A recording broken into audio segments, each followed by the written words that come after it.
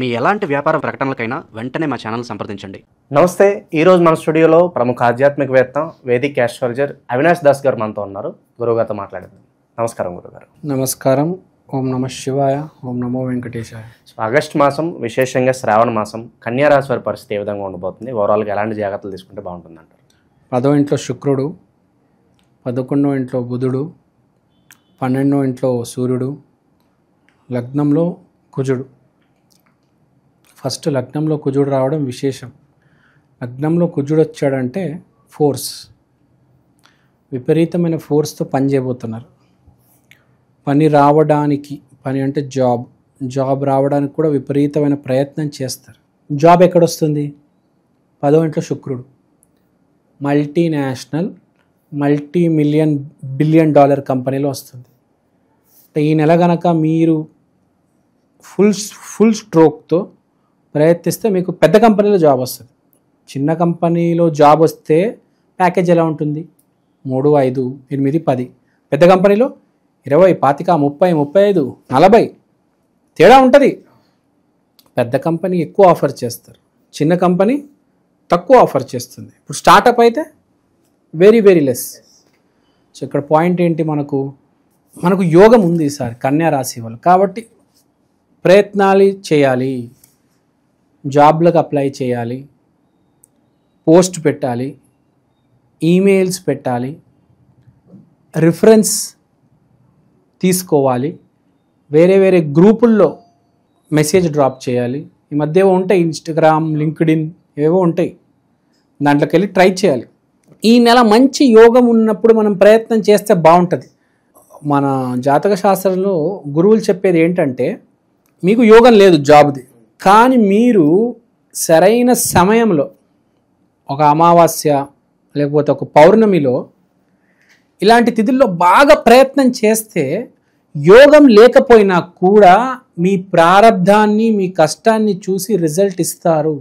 ప్రయత్నానికి మంచి సమయం అనేది బలం ఉంటుందంటారు. అదే. ఇప్పుడు నాకు యోగం ఉందండి, నేను ఏం చేసినా ఏం చేయకపోయినా ఆటోమేటిక్ వచ్చేస్తుంది. యోగం లేదు, గ్రహబలం లేదు, మానవ ప్రయత్నం ఉంది. బాగా మానవ ప్రయత్నము చేస్తే అమావాస్య పౌర్ణమికి మనకు అవకాశం అనేది క్రియేట్ అవుతుంది. అవకాశం లేదు, యోగం ఉన్నవాడికి అవకాశం ఉంటుంది, క్రియేట్ అవుతుంది. మనకు అవకాశం లేదు, ఆ యోగం లేదు కాబట్టి అవకాశాన్ని సృష్టించాలి కదా. సో ఆ మానవ ప్రయత్నం అనేది విపరీతంగా గట్టిగా చేయాలి ప్రయత్నం. మెయిన్గా అమావాస్యలకి, పౌర్ణమిలకి గురువులు చెప్పేది. ఆ తిథులకి అప్లై చేయడం, లేకపోతే ఆ తిథుల్లో రోజులు కూర్చొని కష్టపడడం. ఇప్పుడు మీరు ఏదో టూల్ తీసుకోండి. ఇప్పుడు ఆ యోగం అదే చెప్తుంది, కుజుడు లగ్నంలో ఉన్నాడు కాబట్టి నీకు ఒక టూల్ ఉంది.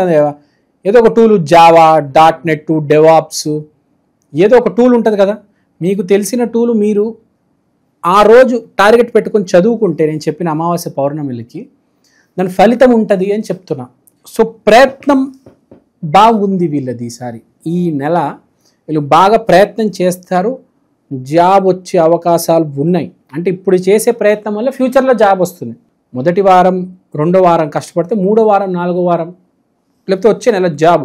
కానీ ఈ నెల బాగా కష్టపడండి అని చెప్తున్నాను. ఈ నెల పూర్తిగా ట్రై టు వర్క్ హార్డ్.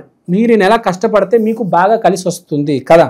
దీపం ఉన్నప్పుడే ఇల్లు చక్కదిద్దుకోవాలి అంటారు, అవునా కాదా? దీపం ఆరిపోయిన తర్వాత ఏం లాభం కదా. సో కష్టపడండి, మంచి కంపెనీలో జాబ్ వస్తుంది అని గ్రహస్థితులు చెప్తున్నాయి. తర్వాత మన మానసిక స్థితి గురించి చూద్దాం. మానసిక స్థితి డబ్బు అంటుంది, సబ్కాన్షియస్ ఏమంటుంది? దేవుడు అంటుంది. అంటే ఏంటి? దేవుణ్ణి నమ్ముకో, కానీ కావాల్సింది డబ్బే. అంటే ఏంటి? ఇక్కడ పాయింట్ చెప్తాను వినండి. ఇక్కడ పాయింట్ ఏంటంటే, మనుషులు ఎలా తయారైపోయారంటే దేనికైనా డబ్బు. ఆ గుడికి వెళ్తే, ఆ దైవాన్ని మొక్కితే డబ్బు వస్తుందంట అని చెప్పి దేవుళ్ళని మార్చేస్తున్నాడు, గుళ్ళని మార్చేస్తున్నారు. ఇప్పుడు నాకు ఒక ఆయన తెలుసు, వినోద్ అని, అమీర్పేటలో ఉంటారు. వెంకటేశ్వర స్వామినే నమ్ముతారు. ఎప్పుడైనా ఎక్కడికైనా వెళ్ళాలంటే తిరుపతికి వెళ్ళి 10 గంటలు 13 గంటలైనా లైన్లో నుంచొని వెంకటేశ్వర స్వామి దర్శనం చేసి వస్తారు. నేను జనాల్ని చూశాను. జనాలు ఎలా ఉంటారంటే, అక్కడేదో గుడి ఉంటుందంట నెల్లూరులో, అక్కడేదో అస్సాంలో గుడి ఉందంట, అక్కడేదో త్రిపురలో గుడి ఉందంట, అక్కడేదో యూపీలో గుడి ఉందంట, ఇక్కడ మొక్కుతారు, ఇక్కడ పని అవ్వదు, ఆ గుడికి వెళ్తారు, అక్కడ మొక్కుతారు, పని అవ్వదు, ఇంకో గుడికి వెళ్తారు. అంటే ఇలా దైవాన్ని మార్చకూడదు, ఒకటే దైవాన్ని నమ్మాలి. జీవితంలో మనం పెళ్లి చేసుకుని ఒక అమ్మాయిని ఎలా అయితే నమ్ముతామో, అమ్మా నాన్న కూడా మనకి ఎలా నమ్ముతామో, దైవాన్ని కూడా అలానే నమ్మాలి.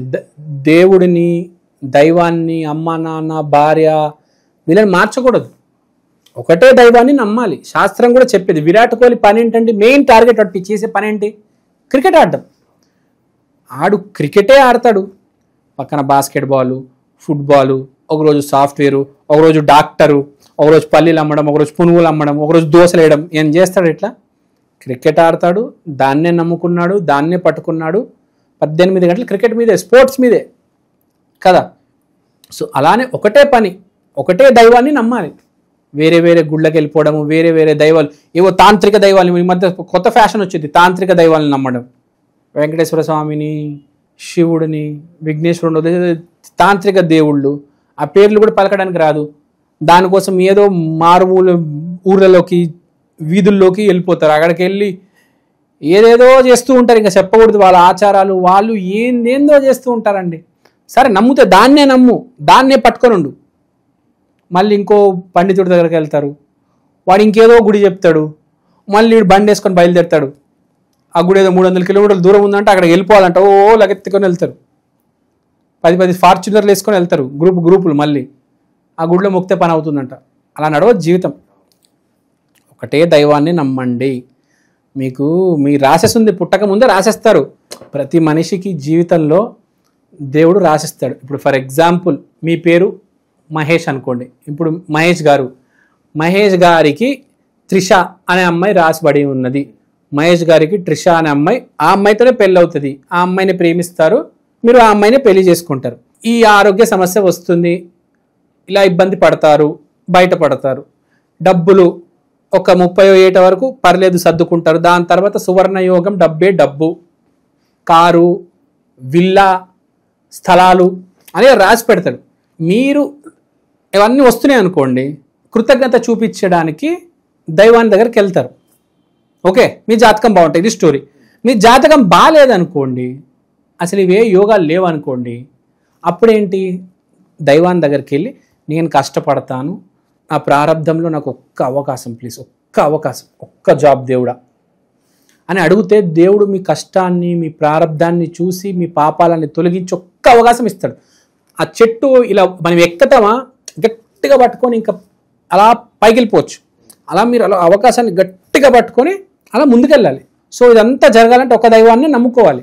ఒకటే ఆలోచన మీద, ఒకటే దారిలో, ఒకటే ఆ ఫోర్స్ అనేది ఒక దారిలో ఉండాలన్నమాట. 10 మందిని మార్చకూడదు. సో ఇప్పుడు కన్యా రాశికి నేను ఇదంతా ఎందుకు చెప్పానంటే, దైవాన్ని మార్చొద్దు, ఎవడో ఏదో చెప్పాడని చెప్పేసి ఎక్కడెక్కడికో వెళ్ళిపోవద్దు. ఒకటే దైవం, ఒకటే జీవితం, గుర్తుపెట్టుకోండి. 10 ట్రాకులు పట్టుకోవద్దు, ఒక్కటే దైవం అంతే. ఏవేవో వ్రతాలు పెట్టేసి ఇవాళ ఈ మాల వేసుకుంటా, రేపు ఆ గుడికి వెళ్తా, రేపు ఆ మాల, రేపు ఆ పూజ, రేపు ఆ మంత్రము, ఈ స్తోత్రం చదువుతా, వారానికి దేవుళ్ళు మార్చేస్తారు చాలామంది. కమిట్మెంట్ లేదు అని ఇక్కడే అర్థమవుతుంది. ఒక్కటే దైవం, ఒక్కటే మంత్రం, నామస్మరణ. ఫర్ ఎగ్జాంపుల్ రామ రామ రామ, రామునే నమ్ముకోండి, రామనామమే జపించండి, అంతే. సో ప్లేట్ మార్చొద్దు. వీళ్ళకి చెప్పేది కన్యా రాశి వాళ్ళకి, మీరు కరెక్ట్ దారిలో ఉండండి, కష్టాన్ని నమ్మండి, ఒక్క దైవాన్ని నమ్మండి, మీకు సక్సెస్ రాబోతుంది. మిమ్మల్ని ఎవరు ఆపలేరు. అలా చేస్తే మీకు మంచి పెద్ద కంపెనీలో, మైక్రోసాఫ్ట్, ఇన్ఫోసిస్, విప్రో అలాంటి పెద్ద కంపెనీలో జాబ్ వస్తుంది. తప్పుదారిలో పోయి పాడు చేసుకోవద్దు, ఉన్న అవకాశాన్ని చెడగొట్టుకోవద్దు అంట. సో కన్యా రాశి వాళ్ళకి ఇది బేసిక్గా కెరియర్ గురించి నేను చెప్పేది. వ్యాపారం చాలా బాగుంది. వ్యాపారం చేసే వాళ్ళకి అద్భుతమైన ప్రాఫిట్లు వస్తాయి, చాలా మంచి ప్రాఫిట్లు వస్తాయి. ఫుడ్ బిజినెస్, కాఫీ బిజినెస్ ఇలా ఏమైనా పెట్టుకుంటే చాలా బాగుంటుంది వీళ్ళకి. ఈ నెల ఎవరైతే మొదలు పెట్టాలనుకుంటున్నారో, జాబ్ ట్రై చేసే వాళ్ళు ఎలా ట్రై చేయాలి అని చెప్పాను, పూజ కూడా ఎలా చేయాలి అని చెప్పాను. ఆరోగ్య సమస్యల గురించి చెప్పాలంటే పెద్దగా ఏం ప్రాబ్లం లేదు, కానీ ఐసైట్ కొంచెం ప్రాబ్లం వస్తే రావచ్చు. ఎక్కువ టీవీ చూడడము, కష్టపడుతున్నారంటే ఇప్పుడు ఆ ఫోను, ఆ టీవీ, ఆ ల్యాప్టాప్ కొంచెం ఐ స్ట్రెయిన్ ఉంటుంది కాబట్టి ఐ డ్రాప్స్ కొనుక్కొని రెడీ పెట్టుకోండి. హెల్త్ పెద్దగా ఏం ఇష్యూ లేదు, అంతా బాగానే ఉంది. ధర్మాన్ని పాటించండి అంట. అధర్మాన్ని పట్టుకోవద్దు, పిచ్చి పిచ్చిగా ప్రవర్తించొద్దు, కన్ఫ్యూజన్లోకి వెళ్ళి పాడు చేసుకోవద్దు. అది అంతా బాగానే ఉంది, నో నీడ్ టు వరీ. విశేషంగా ఏమైనా పరిహారాలు అవసరం అంటారా? ఎటువంటి దైవారాధన పరిహారాలు చేసుకుంటే బాగుంటుంది అంటారు? వీళ్ళకి విశేషంగా చెప్పేది ఏంటంటే మీరు ఏ దైవాన్ని నమ్ముతారో ఆ దైవాన్ని పట్టుకోండి అంటే ఇంకేం లేదు. దైవాన్ని మార్చొద్దు, అదే చెప్తున్నాను. ఇక్కడ కనిపిస్తుంది దైవాన్ని మారుస్తారని. ఒకటే దైవాన్ని పట్టుకోండి, ఆ దైవాన్ని నమ్మండి చాలు. ఓవరాల్గా కన్యా రాశి వారికి ఈ మాసం ఎలా ఉండబోతుందో మీ మాటలు అద్భుతంగా వివరించారు. ధన్యవాదాలు.